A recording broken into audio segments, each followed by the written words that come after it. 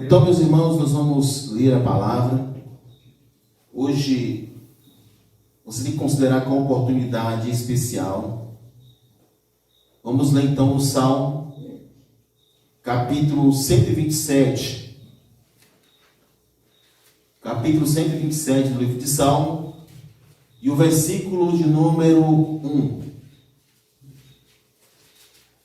Salmo 127, versículo de número 1.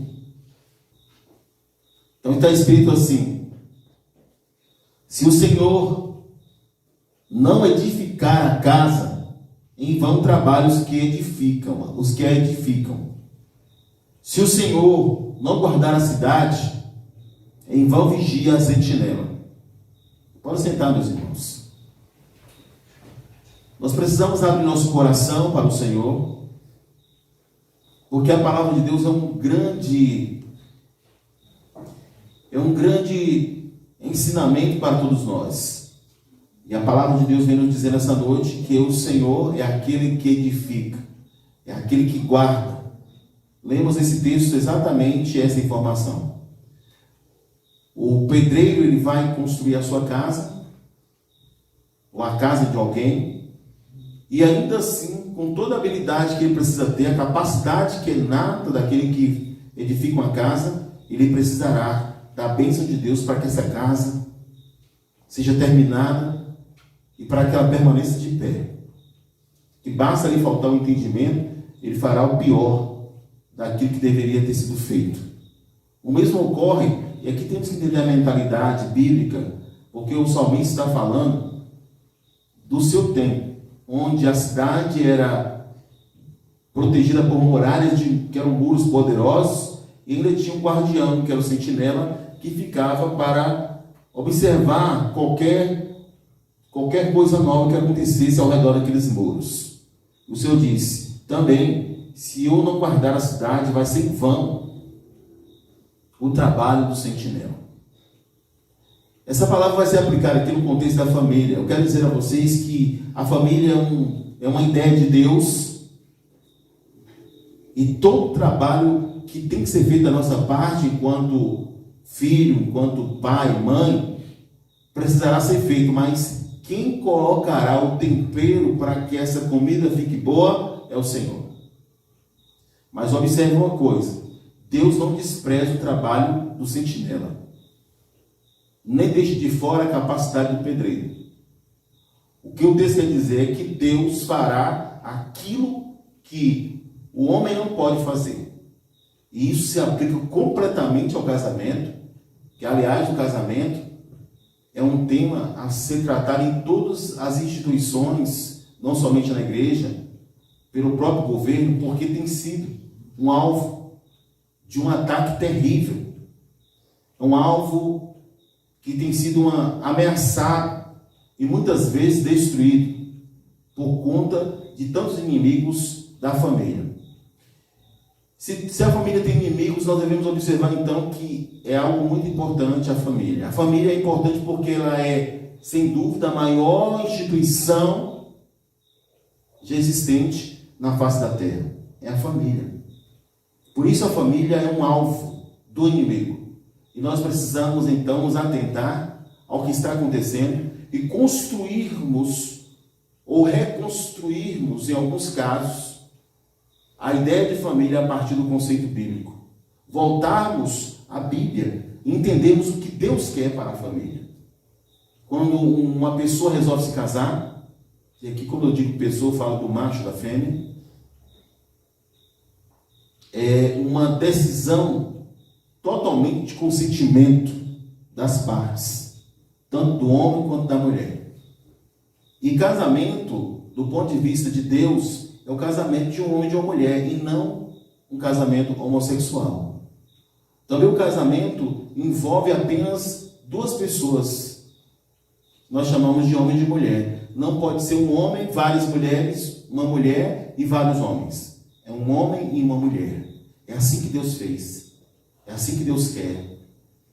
Deus fez, só para nós nos recordarmos, às vezes a gente lê a Bíblia assim meio que superficialmente, mas o texto de Gênesis deixa claro: Deus celebrou o primeiro casamento da história da humanidade, o casamento de Adão e Eva. E lá na reunião de Deus, Deus chamou os dois, não tinha nenhuma plateia, a não ser dos animais e dos anjos do Senhor. E Deus fez, imagina que aquela festa foi muito bonita, apesar de ter assim, tão poucas pessoas, foi uma festa muito bonita, porque foi Deus que celebrou. E tem uma frase que Deus fez naquela celebração que vale a gente lembrar aqui. Deus disse assim: crescer e multiplicar e encher a terra.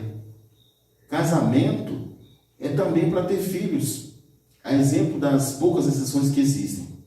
Porque os filhos, eles alegram o casamento, eles dão propósito, sentido à vida também no casamento. Então, o filho é uma coisa importante dentro do casamento.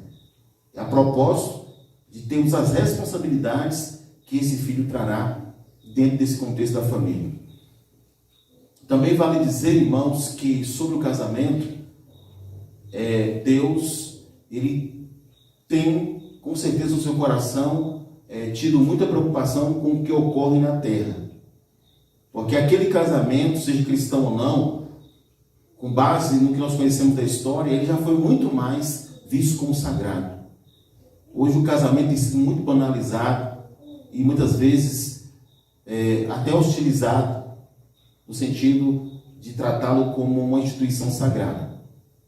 Mas aqui estamos para recordar o que a Bíblia fala e tratar a partir da Escritura o nosso casamento, os futuros casamentos, tratarmos para que tenhamos uma sociedade saudável. Porque a sociedade, se não pudermos colocar do ponto de vista da sociologia a família como sendo a maior instituição da terra, não podemos, e a sociologia não vai poder excluí-la de ser um dos principais pilares do Estado. O Estado sem a família não é nada. O Estado existe por causa da família. Então, vamos ver o que a Bíblia nos aponta sobre esse tema. Vamos observar e considerar aqui algumas coisas. Primeiro, é que o casamento é um princípio que precisa ser colocado com base na exclusividade. Deus não fez a poligamia. Poligamia é uma marginalização do casamento. Poligamia é um desvio da conduta do casamento. Isso não só em relação ao ponto de vista de alguns homens, mas do ponto de vista também de algumas mulheres. O casamento é algo que não pode ser colocado no âmbito da poligamia. E é principalmente, do ponto de vista de Deus, algo que é contrário. Quando alguém não só é polígamo, mas concorda com aqueles que são polígamos. A Bíblia diz que o casamento é algo de uma relação, e a Bíblia chama assim, de um macho e de uma fêmea. Isso é casamento. E o casamento, ele começa, ele é o começo da família. Então, quando alguém casa, essa pessoa, ao se casar, ele constitui uma família. A família não nasce quando vem os filhos. Ela nasce no dia que um casal oficialmente assina um contrato jurídico e espiritual, principalmente, porque talvez alguém ache que um casamento é apenas um fundamento social. Não é, o casamento é espiritual. Então, naquele dia em que oficialmente alguém diz ao outro assim: eu te aceito como meu esposo legítimo, como minha esposa legítima, e faz aquele voto de fidelidade onde é afirmado que só a morte os separará, verdadeiramente ali começa uma família. A família é coisa séria, que o jovem, a criança, o adolescente, os que já são casados precisam considerar isso e velar por isso, para que a ideia de Deus não seja destruída. Quem luta contra a ideia de Deus? O diabo, o mundo. O que estão fazendo hoje é criar rótulos, é criar conceitos e palavras que deem uma justificação, que sustentam, na verdade, uma cultura nova que nada tem a ver com o que Deus planejou para a família. Porque estão fazendo isso com o casamento. Estão tratando o casamento de modo muito diferente daquilo que Deus planejou. Nós temos chamado essa nova cultura, nós chamamos desse nome porque existem mudanças que estão sendo feitas, inclusive no âmbito da igreja, que estão relativando, dando relatividade a um assunto que não pode ser colocado a descritério do que a Escritura já produziu para nós como aquilo que tem que ser. Essa ideia que marginaliza o princípio bíblico, ela muitas vezes é colocada como algo que é de uma cultura nova. E se a igreja não observar, conforme a Escritura, ela começa a se desviar do propósito do casamento para a família e para o propósito de Deus aqui na terra. Agora tem algumas coisas que é muito importante considerarmos aqui desse ponto de vista, que é a questão também do divórcio. É possível ter divórcio para um cristão? Em quais circunstâncias um cristão pode se divorciar? O Senhor Jesus falou sobre isso. A única alternativa que ele deu para o divórcio foi o adultério. Jesus disse que somente o adultério daria ao indivíduo a possibilidade real de que esse indivíduo pudesse adquirir uma nova relação de família. Mas Paulo, ele fala também de uma exceção, uma concessão, uma permissão, e ele dá uma explicação para isso, porque o que Paulo fala sobre o casamento não é uma contradição ao que Jesus disse, mas é uma consideração que não vai entrar em conflito com o que Jesus disse, porque Jesus disse que é possível casar-se de novo, desde que tenha um adultério. Paulo não está dizendo que é possível casar de novo, ele diz, pode ter até uma separação, até um divórcio, se o cônjuge incrédulo partir dele a ideia de se separar por causa da fé. Mas ele não está querendo dizer, Paulo, que essa pessoa que se separou desse relacionamento pode se casar de novo. Ele não está afirmando isso. Então eu entendo que o que Jesus disse é de fato que pode se casar novamente em caso de morte ou de adultério, mas Paulo está dizendo que pode haver uma separação desde que o ímpio, o descrente da relação, resolva não querer permanecer casado por causa da fé daquele cônjuge que serve ao Senhor. Mas, claramente, entendemos por todo o contexto bíblico que esse cônjuge que sofre separação por causa da fé, ele não está desobrigado. Ou seja, ele terá que permanecer como casado. Não pode se casar. Então, casamento para a vida cristã é algo que é preciso ser velado conforme a Bíblia nos informa e conforme a Bíblia nos orienta como ensino para a eternidade. E as passagens pelas quais Jesus falou e Paulo falou estão em Mateus 19:9, nós vamos ler. Depois vamos ler 1 Coríntios capítulo 7, do 10 ao 16. Então, começando por Mateus, onde Jesus fala sobre esse tema. Aliás, um tema que tem sido alvo de muitos ataques também. Muita gente querendo justificar o divórcio da forma que não é bíblica. Lemos assim a palavra de Jesus sobre o assunto. Em Mateus 19, versículo 9. Eu, porém, vos digo, quem repudiar sua mulher, não sendo por causa de relações sexuais ilícitas, que aqui é o adultério, e se casar com outra, comete adultério. E o que casar com a repudiada, comete adultério. Ou seja, não pode se casar novamente, segundo Jesus, a não ser que seja por adultério. Aí Paulo, ele vai falar de uma exceção para o divórcio, e aqui não é para se casar novamente. Eu vou aqui ler com vocês primeiro aos Coríntios, está depois do livro de Romanos, você acha Coríntios. Então lemos em primeiro aos Coríntios, capítulo 7, do 10 ao 16. Essa passagem é importante porque eu estou falando de uma coisa muito polêmica, e eu quero sustentar o que eu estou dizendo com base na Escritura. Está escrito assim: ora, aos casados ordeno, não eu, mas o Senhor, que a mulher não se separe do marido. Se, porém, ela vier a separar-se, não se case, ou que se reconcilie com o seu marido. E que o marido não se aparte de sua mulher. Aos mais digo eu, não, Senhor, se algum irmão tem mulher incrédula, e esta consente em morar com ele, não a abandone. E a mulher que tem marido incrédulo, e este consente em viver com ela, não deixe o marido. Porque o marido incrédulo é santificado no convívio da esposa. E a esposa incrédula é santificada no convívio do marido crente. De outra sorte, os vossos filhos seriam impuros, porém agora são santos. Mas, se o descrente quiser apartar-se, que se aparte. Em tais casos, não fica sujeito à servidão, nem o irmão, nem a irmã. Deus vos tem chamado à paz. Pois, como sabes, ó mulher, se salvarás teu marido? Ou como sabes, ó marido, se salvarás tua mulher?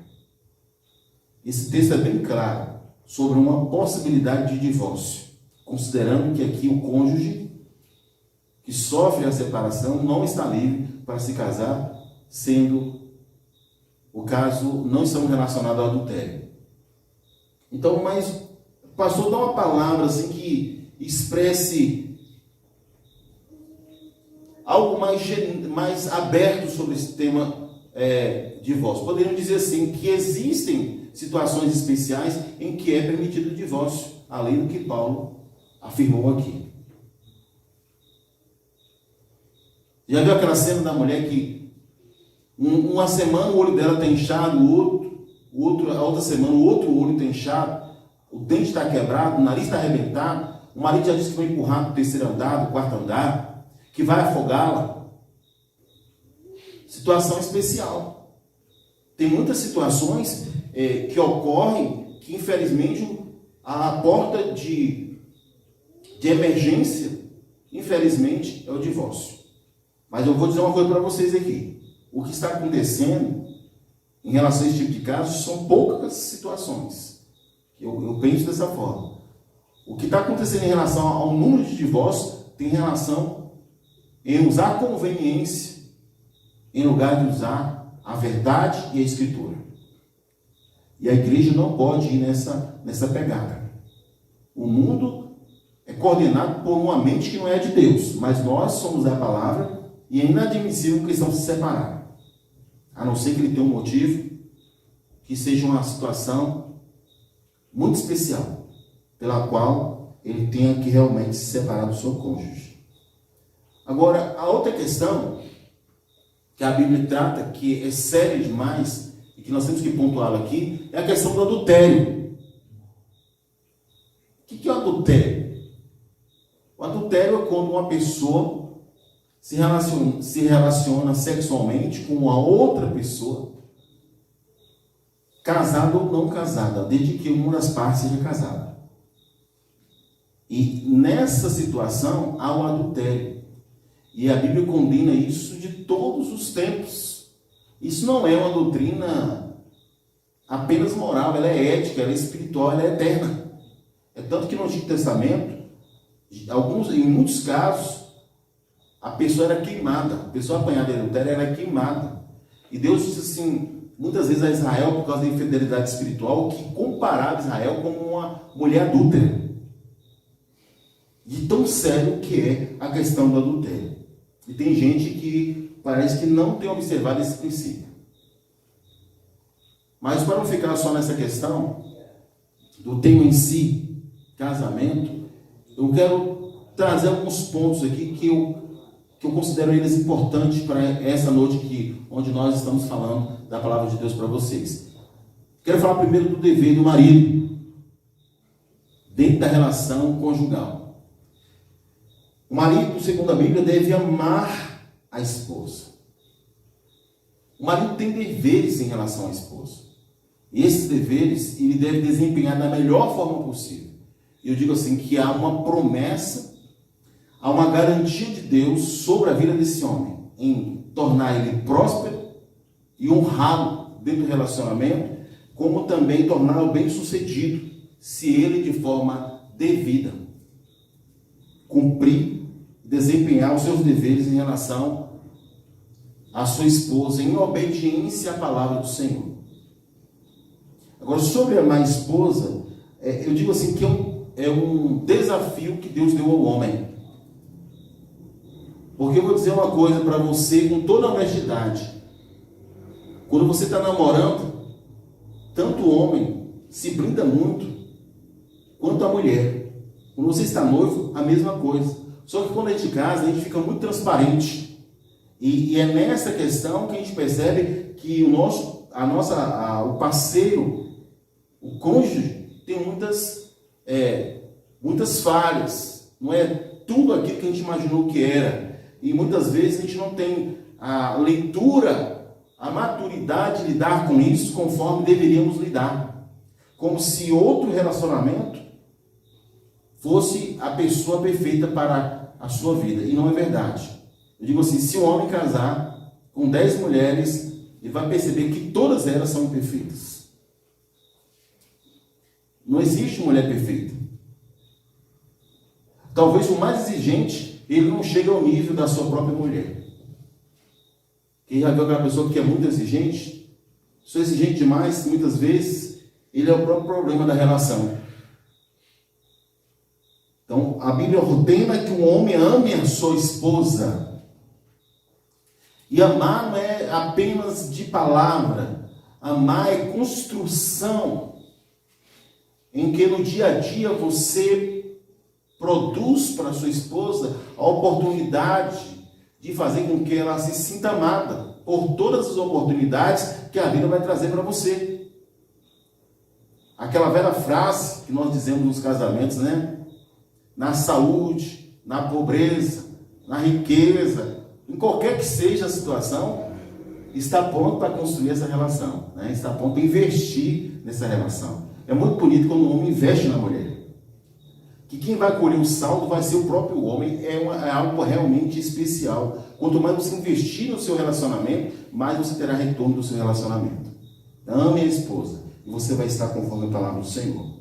Agora, tem algumas coisas que os homens precisam pensar muito e verificar e analisar se o seu relacionamento está conforme aquilo que está proposto por Deus. Por exemplo, a liderança dentro do relacionamento. Deus deu a você, homem, a capacidade de você liderar o relacionamento. É você que abre mão. É você que não se posiciona. Não tem mulher difícil. Não tem mulher brava que qualquer homem não consiga lidar com ela, porque existe uma diferença muito grande de um homem e de uma mulher. Não é só biológica, é emocional. O homem tem uma capacidade de lidar com a mulher, por mais habilidosa que a mulher seja, por mais difícil que ela seja, ele tem a capacidade dada por Deus de liderar o relacionamento. Mas o homem tem que propor isso para a sua vida. E aqui não é só a mulher, o filho, a filha, que o pai, no caso aqui na condição do líder da família, ele tem que ter o exercício da liderança. E aqui eu quero trazer assim como um exemplo prático é a questão de usar fala. O líder tem que falar. Não existe líder que não fala. Está ouvindo o homem? Tem aquela hora que você tem que falar. Evidentemente que todos nós homens falamos menos. Mas quando tiver que decidir, como diziam, né? Seja homem com H maiúsculo e fale, e Deus honrará a tua palavra. Seja firme. Deus será contigo. Porque essa fragilidade que você demonstra na liderança prejudica o seu relacionamento, prejudica a sua relação com os filhos, prejudica a construção da ideia de liderança dentro da família, prejudica a construção do papel que a família exerce diante de Deus e da sociedade. Deus colocou você como homem para você liderar a sua casa, sua família. Você tem que usar a palavra em favor do bem maior, que é que sua família seja feliz. E quando você deixa de cumprir o seu papel, pode ter certeza, você está desconstruindo a felicidade da sua família. A família precisa, os filhos estão assim, olhando para você, dizendo, fala, pai. A mulher está dizendo assim, toma o seu lugar, marido. Porque eu sou assim, eu quero mandar, mas se você mandar, eu fico quieto. A mulher quer isso. Eu vou respeitar o que você está falando. Só que se você bancar o mole, eu estou na mesma direção.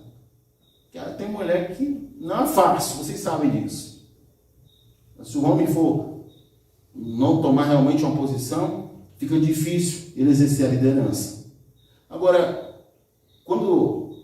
esse é outro ponto que eu quero falar para os homens, quando a gente escolhe uma moça para casar, geralmente nós queremos ela cheirosa, perfumada. Você pode ter 15, 20, 30, não importa quanto tempo você está de casado, você espera essa figura da sua mulher. É verdade ou não é? É verdade. Já respondi por você. Agora, tudo tem que ser recíproco. O homem tem que tomar banho todo dia. Tem que escovar os dentes, tem que escovar a língua. Tem tártaro, tem que tirar. Irmãos, isso é coisa séria. Eu sei que a gente pode ficar doente, existem problemas que ocorrem, mas no momento que você descobre, corre atrás para resolver o problema, porque a higiene no casamento é muito importante. E tem homens que, infelizmente, descuidar demais com a sua limpeza. E mulher é um negócio que tem um nariz incrível. Cheio que o homem não vê, a mulher vê. Aliás, vê não sente, né? Ela não vê, mas ela sente, é como se visse. Que é incrível como a mulher tem o olfato aguçado. Então, por favor, é um conselho para seu bem. Toma banho todo dia, troca a cueca. Faça o que tem que fazer, fique cheiroso, fique bonito para sua mulher. Ela vai agradecer. Eu digo, o salto será para você. Seja um supridor. Não importa quanto dinheiro entra na sua casa, se é através dos filhos, se é através da mulher, seja o seu supridor, o supridor da sua família. Por menor que seja a sua renda, seja o supridor da sua família. Porque quando lemos em Gênesis 3, Deus não disse a Eva que ela comeria do suor do seu rosto, mas disse ao homem, comerás do suor do teu rosto. Nós temos, irmãos, nós os homens, a capacidade de sermos provedores. A gente olha a casa assim, a gente sabe. E a gente tem a emoção nossa, tem a estrutura de lidar com isso. Enquanto que se a mulher assume o papel de ser a provedora, cria um desgaste muito grande para ela. Porque ela não tem emocionalmente, ainda que as mulheres todas deveriam, as que trabalham, ser participantes do orçamento da família. Eu não estou querendo colocar isso de fora.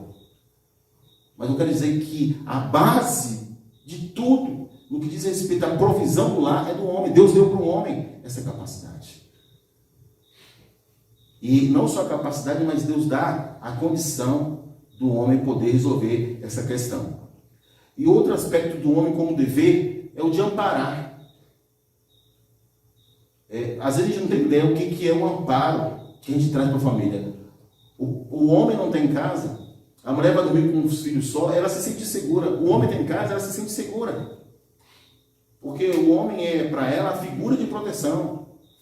Então, aqui, enquanto amparar, o homem tem que ser um protetor da família, em todos os aspectos falando. Ele tem que trazer para a família uma segurança de que ele está ali, de que ele vai dar a sua vida se precisar pela sua família. Essa construção é feita com as ações que nós demonstramos, deixando com que a família se sinta segura em relação às nossas intenções para com ela. Quando o homem age como um homem solteiro, por exemplo, ele não tem horário de chegar em casa. Ele se mostra irresponsável com a educação dos filhos.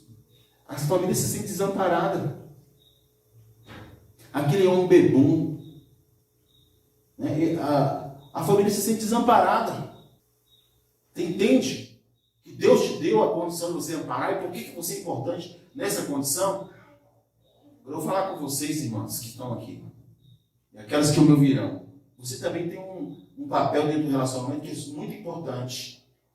Os deveres da esposa. Deus, quando fez a mulher, Deus a fez com estrutura corporal e emocional, e com a capacidade de maternidade. Olha que coisa linda. E Deus chamou a mulher de mulher, porque a mulher é fêmea. Porque a mulher, Deus não fez a mulher para ser feminista, porque feminista é a mesma ridicularidade daquilo que nós chamamos na masculinidade, nós chamamos daquele homem que usa a masculinidade da forma extrema e errada. Deus fez você para ser mulher, para ser educada, para falar como mulher, para agir como mulher. Isso deram um nome muito bonito, né? Chama você de feminina. Hoje, o movimento feminista está desconstruindo essa imagem e está criando uma imagem de uma mulher assim, arrogante, prepotente, que fala como macho, anda como macho. E isso é uma desconstrução do que Deus fez. Você percebe como o diabo ele tem lançado sementes malignas para desconstruir toda a imagem daquilo que é bom. A mulher, quando age como mulher, ela consegue trazer o sorriso para a sociedade daquilo que se espera de uma mulher. Ela como uma mulher fêmea, uma mulher que se comporta de forma feminina. Então vamos lá. Um dos deveres que a mulher tem que ter é aquilo que a Bíblia diz que tem que ter, que é a submissão, por exemplo. Mas eu quero que você entenda, mulher, que submissão, que tem muita mulher que está tendo dificuldade de ouvir essa palavra. Não é uma coisa ruim para você. É um papel, é uma função que Deus fez você com essa capacidade de resolução, de ação, de construção dentro do relacionamento. Porque submissão, do ponto de vista de Deus, da Bíblia, não se refere à mulher estar encabeçada pelo marido. Mas deve estar dentro de uma cooperação. Então, quando você está na condição de submissão, você está dentro de um relacionamento, você está dizendo que você está aceitando o comando do seu marido. Então, no relacionamento conjugal, nós temos a liderança, que é o pai de família e a sua esposa. E nessa liderança, vamos dizer assim, tem o líder maior e o líder menor. Então, os dois têm importância, mas é preciso ter uma liderança maior. Quando eu disse que a mulher tem que ser submissa, porque ela tem que reconhecer que a liderança maior para a sua vida é o seu marido. Para o seu casamento, é o seu marido. Para os seus filhos, é o seu marido. E é nesse sentido de que aceitar o comando, não é o mando não, é o comando, porque Deus não fez o homem para ser um ditador em relação à mulher. Se ele age assim, está fora da palavra. Ele está fora da palavra. Mas para ele comandar a sua esposa e os seus filhos. Então, submissão vem não na questão do domínio, mas na questão da cooperação dentro de um padrão, de uma estrutura que a Bíblia chama de família. A outra coisa que é devida à mulher é ela cuidar do lar. Existe na Bíblia versículos inteiros que tratam disso. A questão da mulher ser a cuidadora do lar. Depois vocês podem ler em Tito, capítulo 2, versículo 5, que Paulo é bem específico sobre isso. Paulo trata diretamente sobre esse ponto da mulher ser cuidadora do lar. E nesse sentido, eu queria chamar a atenção sobre uma coisa que tem incomodado meu coração. É que parece hoje ser aceitável que uma moça, por exemplo, não goste de cozinhar. Como se cozinhar até em alguns casos fosse um papel de ridicularidade. Hoje você percebe uma garotinha de 10 anos, de 5 anos, de 6 anos, 7 anos, que nunca ganhou umas panelinhas ou um fogãozinho de brinquedo. E o imaginário é que essa moça nunca vai precisar cozinhar, porque quando ela crescer, ela vai estudar, vai ter uma faculdade, vai ser alguém importante, e ela nunca vai precisar cozinhar na sua casa. Ela não quer ser dona de casa. Se você não quer ser dona de casa, nunca se case. Porque eu digo aqui, você pode ser.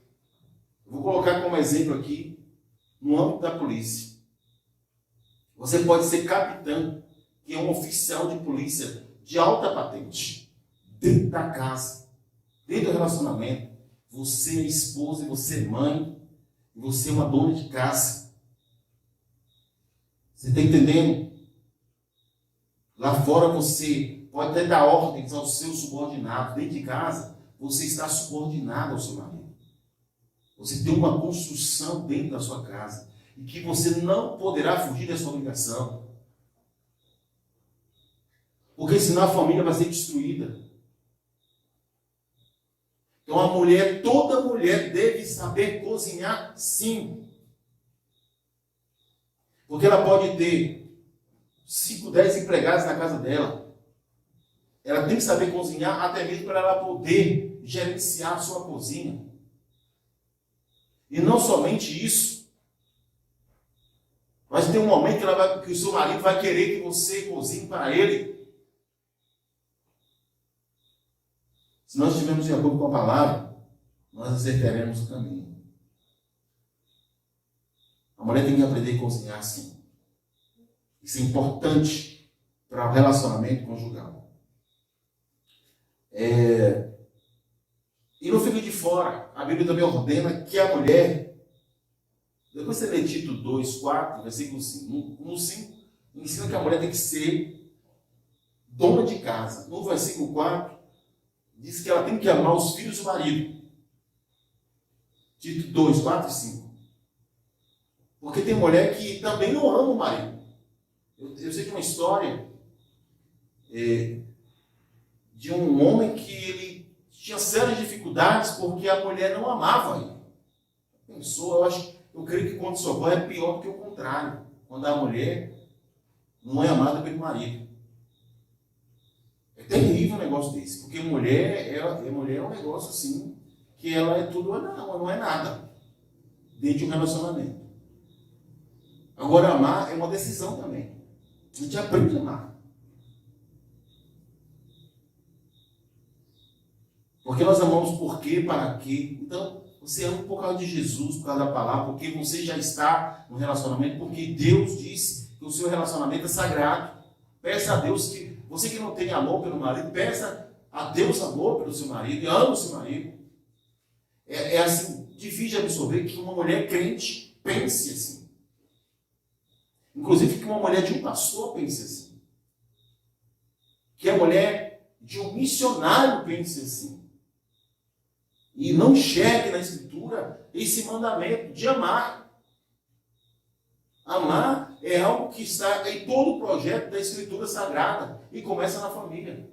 Porque é uma família forte. Uma igreja forte. Eu quero que vocês, como família, todos vocês, sejam fortes como família. Para que vocês tornem essa igreja a igreja mais forte que já existiu. E é uma família forte e uma igreja forte. A igreja começa dentro da família. Por isso nós estamos falando aqui desse assunto tão importante nessa noite. Então a mulher, ela precisa amar.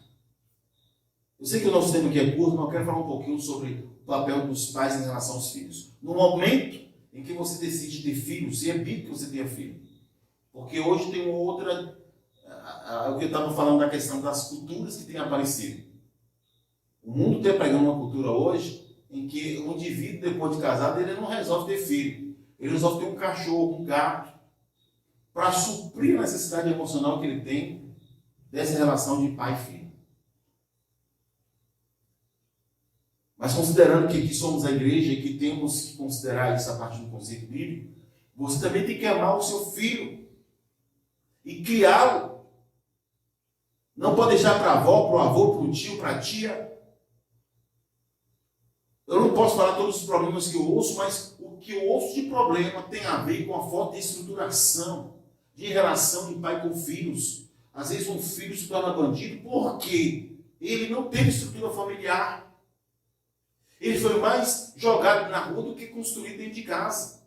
Porque a mãe tinha que trabalhar, o pai tinha que trabalhar, e todo mundo se sentia fora da responsabilidade de cuidar de uma criança que não tinha nada a ver com a necessidade deles trabalharem. tinha que ter um meio termo para que essa criança tivesse assistência. A criança não pode ser colocada no acaso. A criança precisa de proteção, a criança precisa de carinho, a criança precisa de cuidados com a higiene, com a saúde. As crianças precisam, inclusive, das nossas orações. Infelizmente, nós temos tantas histórias tristes que envolvem a criança. Tem muita criança que é vítima da marginalização que começou dentro da casa. Porque se temos hoje a história de um estupro, muitas vezes tem relação à falta de estrutura que começa dentro da casa. Pais que não cumprem o seu papel e expõem a criança ao perigo. Enfim, são tantas situações que existem e que os pais não podem fugir dessa obrigação. No momento que você tem um filho, você precisa cuidar dele pro resto da vida. Até que ele fique adulto. Até que ele tenha a perna própria. Ele terá que ter toda a guarda e proteção. E todas as atitudes que você tem que ter como pai para com a vida dele. Você não pode abrir mão disso. Você não pode passar esse cajado para ninguém. É seu esse dever, essa obrigação. Então o pai tem que amar, tem que criar. A Bíblia diz que instruir. O que é instruir? É ensinar. Como é que você ensina? Você ensina se comunicando. Essa ideia antiga, irmãos, de que o pai bastava olhar para o filho, que o filho sabia o que o pai queria, nem era correto. Porque podia ter nessa questão a atrocidade da falta do amor, de uma severidade estúpida, de castigos estúpidos. A Bíblia não ensina assim, não. A Bíblia ensina o pai falar, comunicar, dizer ao seu filho o caráter. O filho chega da escola com algo que o pai não deu, tem que investigar de onde veio. O filho na adolescência precisa de limites. Principalmente na adolescência, tem que saber o horário de chegar em casa. Esse negócio do filho fazer o que ele quiser e os pais assinam embaixo. Isso é uma covardia com o filho. É uma falta de legitimidade de papéis. Os pais têm que estabelecer para os filhos as normas. Isso também protege o filho. Porque senão nós vamos ter uma sociedade totalmente destruída, irmãos. Quando você vê filhos de crentes envolvidos com coisa errada, faltou alguma coisa. Ou deixaram para a igreja destruir, a igreja ajuda, mas ela não tem esse papel fundamental. Ou erraram tudo na relação com essa criança. A mãe e o pai têm o papel de ter o culto doméstico com o filho, de ensinar as escrituras, de orar por ele, de ensinar ele as mínimas coisas da vida, inclusive financeira. Eu estava vendo um gráfico que os jovens, a maioria dos 20 aos 30 anos, tem o nome no Serasa, SPC e tem outros órgãos de proteção. E quando você vai ver, muitas vezes não é falta de caráter, é falta de conhecimento do que está fazendo. Quando adquire o primeiro cartão de crédito, acha que é a renda extra que ele tem. Ele não sabe o que é um cartão de crédito. Quando tem um cheque, imagina um cheque, um dinheiro que ele pode produzir. É como se ele fosse o governo que produz dinheiro. Ele não sabe o que está fazendo com o cheque.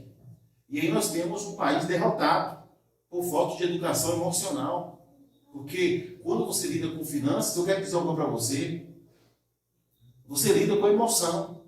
Ninguém pode comprar por emoção. Você tem que comprar com razão. E para isso a sua mente tem que ser educada.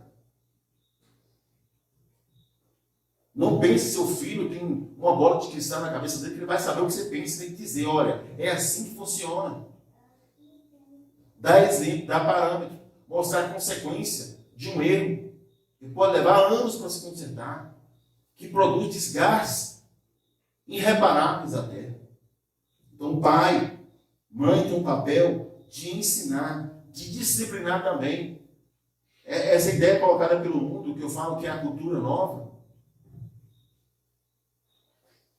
que tentam colocar, hoje as pessoas se sentem impossibilidade de corrigir seu filho com a vara. Mas eu não estou errado em dizer que de vez em quando tem que corrigir com a vara, não, porque Deus manda na sua palavra que a criança tem que ser corrigida com a vara. A criança tem que ser corrigida, mas não é de qualquer forma, é com moderação, não é para maltratar a criança, é com amor, mas de vez em quando o pai tem que pegar aquele chicotinho lá e corrigir a criança com amor e com carinho, porque é a forma dela entender o recado, entender sua instrução, em muitas vezes, em muitos casos. Agora, tudo isso vale dizer que a comunicação é tudo. O que é comunicar? É a forma como você se expressa. Você tem que saber se expressar. Eu falei ontem aqui do vendedor. O vendedor, todo vendedor habilidoso, ele sabe que tem que saber apresentar aquele produto. Para que o dinheiro que vai ser colocado ali como preço pelo produto seja secundário na mente de quem está comprando. Então ele produz palavras que vão dizer, aquela mente que está sendo receptor daquelas palavras, que faz sentido comprar aquilo. Então por que não usar essa habilidade para tratar a relação com o marido, com a mulher, com o filho? Todo mundo pode se comunicar e deve se comunicar para que a família seja beneficiada por essa comunicação. Quando nós queremos resolver com truculência, nós perdemos muito. Sabe por quê? Lembra de Beirute? Nós tínhamos a imagem da cidade do Líbano, linda. A explosão, você olha depois, olha o que uma explosão produz. Nem todas as coisas, irmãos, a gente vai resolver. Eu digo que a maioria, principalmente dentro da família, a maioria você vai resolver se a comunicação, se a forma de falar dentro de casa, ela for uma comunicação saudável. Quando a sua esposa apresentou um sonho para você, um projeto para você, não despreze. Quando o seu marido trouxe um sonho, não despreze o sonho dele. O seu filho trouxe um sonho, não despreze. Saiba se comunicar. Tenha na sua família os melhores aliados. Às vezes a forma de falar de casa, você quebra toda a construção de segurança e de confiabilidade. Aí quando o filho quer um conselho, ele vai buscar mais em você. O filho quer saber, tem temas que o filho não, ele quer saber, mas ele não fala com você porque tem medo de você. Porque você não construiu isso com ele. É um erro que tem que ser quebrado. Nós temos uma cultura brasileira onde os pais não se sentem à vontade para falar sobre os temas da vida. Alguns não. Mas eles vão aprender da forma errada, deturpada lá fora. Vão buscar conselho nas pessoas erradas lá fora.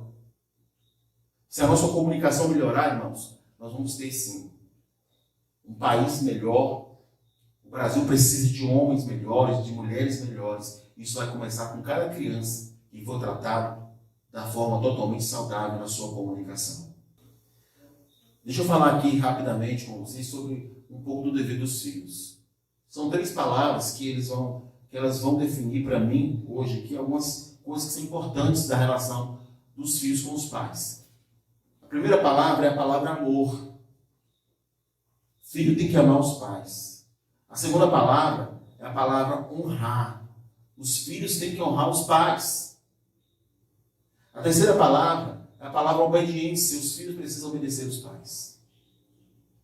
Há uma passagem, essa eu não posso deixar de ler, em Timóteo, 1 Timóteo.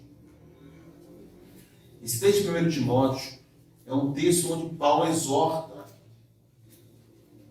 a que se cuide dos pais na velhice, de que os filhos sejam provedores do bem-estar dos pais na velhice.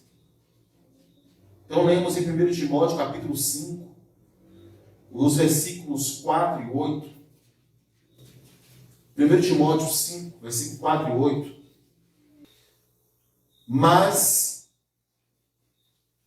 se alguma viúva tem filhos ou netos, que esses aprendam primeiro a exercer a piedade. O que é piedade? É amor fraternal, cuidado, para com a própria casa, e a recompensar os seus progenitores. Quem são os progenitores? Os pais. Pois isto é aceitável diante de Deus. Irmãos, eu fico escandalizado quando eu vejo um idoso sendo não só descuidado, mas destratado com palavras por netos e filhos. O que tem acontecido nesse âmbito é caso de polícia. E se não bastasse, em muitos casos, sofre abuso também financeiro. Quantos idosos hoje estão vivendo com menos de meio salário, porque foram praticamente obrigados a obter empréstimo para netos, para filhos, e empréstimos que não foram devolvidos. Essa pessoa que precisa de remédios, que precisa de cuidados, nem ao menos isso tem o direito. Quantos idosos, os filhos que eles tanto amaram e cuidaram, hoje não podem visitar os seus pais. Não podem. Muita força de palavra, não querem.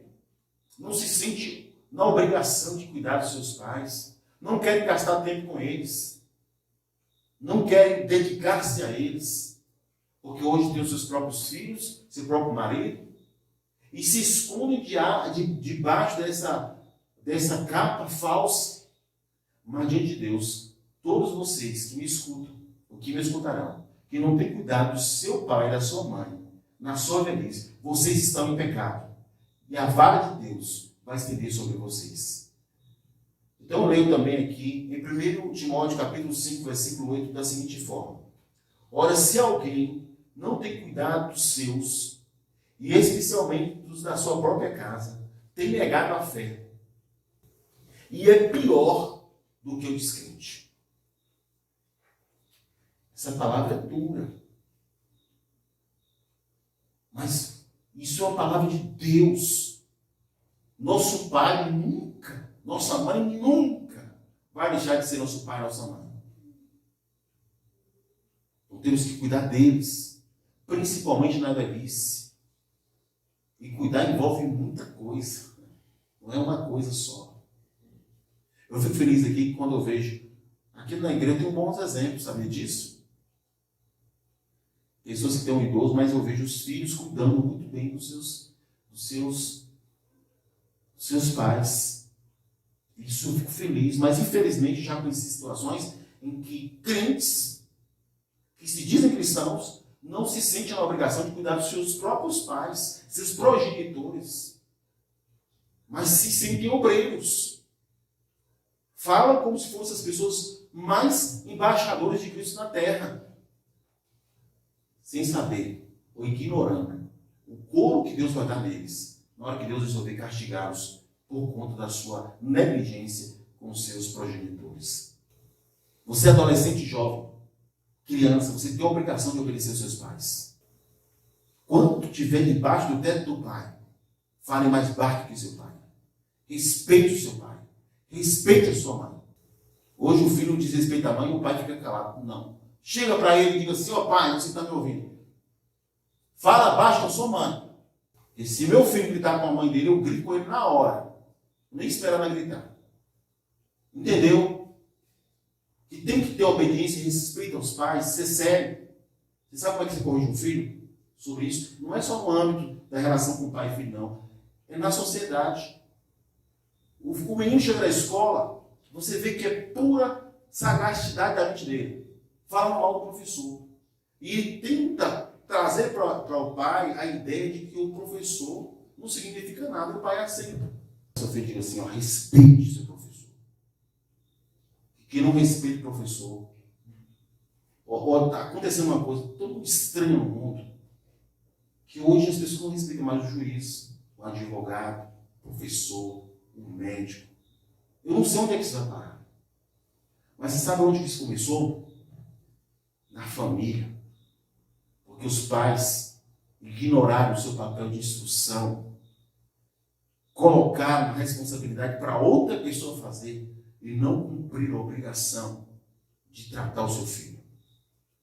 Então não aceite o seu filho desrespeitar nenhuma autoridade. Seja firme com ele. Respeite. Outro dia eu estava andando e eu ouvi uma criança falar assim com um adulto mais velho. Fulano de tal, assim como se fosse de igual para igual, uma pessoa idosa já. Isso é um absurdo, irmãos. É crente, irmã fulano de tal. Não é crente, dona. Eu não sei chamar até hoje. Desde pequeno, meus pais sempre foram rigorosos. Eu não sei chamar ninguém mais do que eu, assim, de você. Todos os irmãos aqui me chamam de Senhor.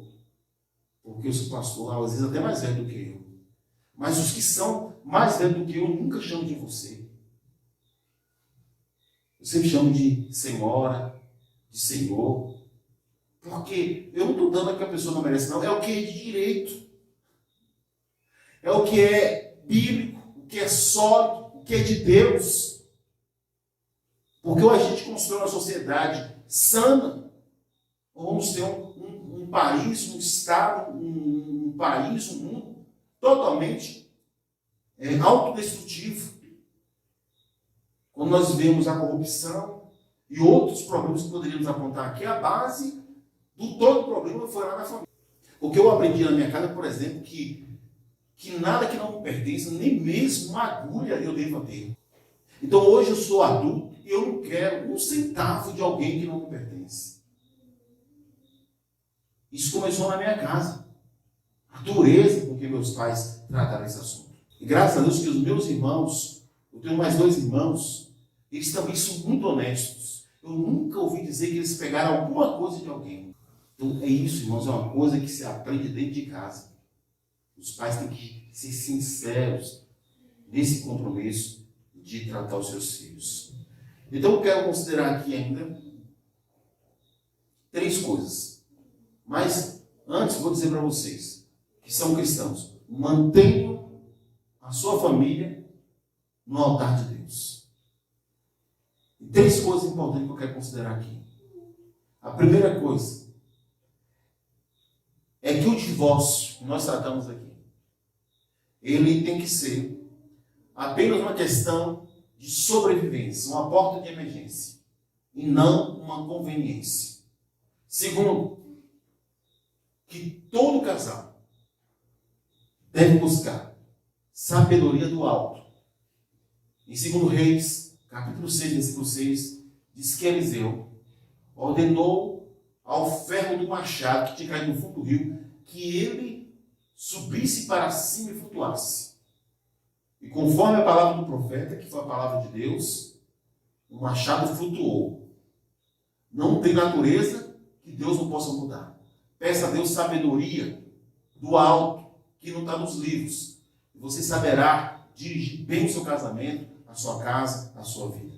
Terceiro, considere o casamento como uma instituição sagrada. E você vai fechar as portas para a semente maligna que tem destruído milhares de casamentos. E ainda sobre esse ponto, entenda que o casamento é uma ideia de Deus. E você deve cuidar do seu casamento. Amém?